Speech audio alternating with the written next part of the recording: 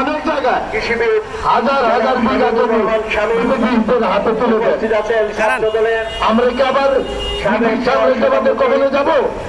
এই দেশের লোক সংখ্যা 18 কোটি, লোক সংখ্যা বাড়ছে, গরিবের সংখ্যা বাড়ছে, আর অবৈধ সরকারের ব্যবস্থার কারণে আমাদের কাছে জনগণ কোনো সুযোগ সুবিধা রাখতে পায় না।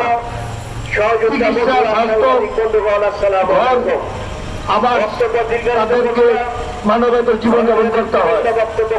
আজকে আমরা বলতে চাই যে জাতীয় বাজেট পাস হবে আমাদের জন্য, আমাদের জন্য যেন কিছু পাস করা হয়।